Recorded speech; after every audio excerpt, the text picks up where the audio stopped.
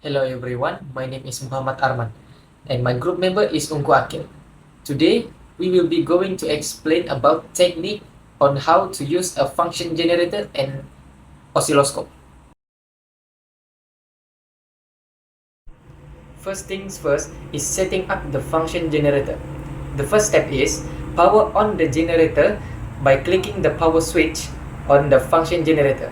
Next, select the desired output signal, square wave, sine wave or triangle wave. Next, make sure that the function generator is connected directly to the oscilloscope by using the output lead. This is to visualize the output signal to the oscilloscope. And lastly, set its parameters by controlling the amplitude control and the frequency adjustment knob on the oscilloscope. And now we will be going through about how to use the function generator. First, attach the output lead of the function generator to the input of the circuit you wish to test. Next, attach the output of your circuit to a meter or oscilloscope to visualize the resulting change in signal. And now, I will be passing the next part to my group member.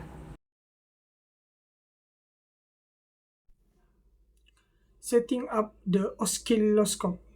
First, plug in the lead to the channel 1 terminal and change the mode to the channel 1 mode. 2.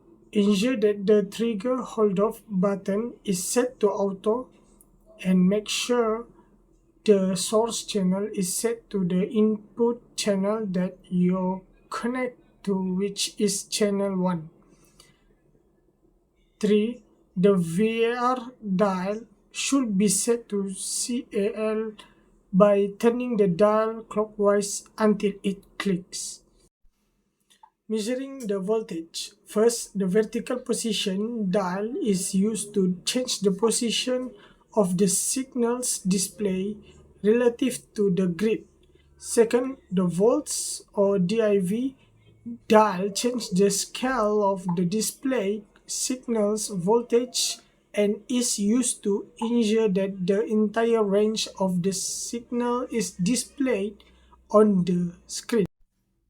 Calculate the peak-to-peak voltage. First, the number of divisions between the maximum and minimum of the signal must be counted. Second, the value will be multiplied by the volts or div setting and it will give you the peak-to-peak voltage. Measuring the period and frequency. First, the horizontal position dial is used to change the position of the signal's display relative to the grid. Second, the time or div dial changes the time scale of display signal.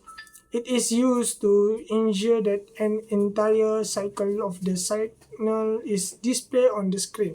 Calculate the period of the signal.